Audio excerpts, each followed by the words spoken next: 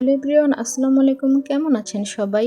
কেমন কাটছে সবার এবারের রমজান মাস? আমরা মুসলিমরা প্রতি বছর এই একটা মাসের অপেক্ষায় থাকি। বছরের অন্যান্য মাস থেকে এই মাসটা আমাদের একেবারেই অন্যরকমভাবে কাটে। এই মাসটাতে আমাদের মনের মধ্যে অন্যরকম একটা ফিলিংস কাজ করে। কিন্তু এবারের রমজান যে আমাদের এইভাবে কাটবে, এটা আসলে কোনোদিন ভাবতেও পারিনি। আগে যে রমজান মাসগুলো পালন করেছি, ওই রমজান মাসগুলোর কথা এবারের রমজানে খুব মনে পড়ছে। কারণ এবার তো আর আব্বু নেই আমাদের সাথে রমজান মাসে। ইফতার টাইমে কেমন একটা খালি খালি মনে হয় যে যদি আব্বু থাকতো তাহলে হয়তোবা দিনগুলো একটু অন্যরকমভাবে কাটতো। মনের মধ্যে হয়তোবা একটু অন্যরকম শান্তি পেতাম। আর আরেকটা দুঃখের কথা সেটা হচ্ছে এবারের প্রথম রমজানে আমার আঙ্কেলও মারা গেল। আসলে আমরা মানুষরাই হচ্ছে মরণশীল, আমাদেরকে একদিন মারা যেতেই হবে। কিন্তু সত্যিটা জানার পরও আমরা আপন মানুষ হারানোর কষ্ট ভুলতে পারি না। এটাই হচ্ছে আসল কথা।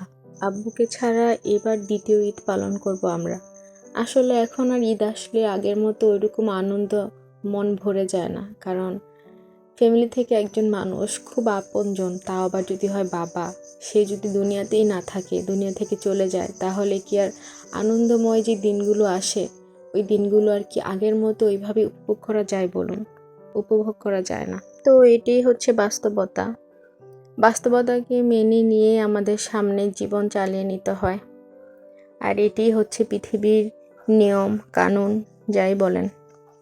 তো সবাই আমাদের জন্য দোয়া করবেন, আমরা যেন খুব ভালো থাকতে পারি, সামনের দিনগুলো যেন আল্লাহ আমাদের খুব ভালোভাবে কাটায়।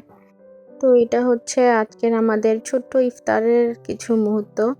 আমি জানি আমি ব্লগ আপলোড করতে একটু লেট করছি। আশা করি সামনে থেকে প্রতিনিয়ত ব্লগ আপলোড দিব। আল্লাহ হাফিজ।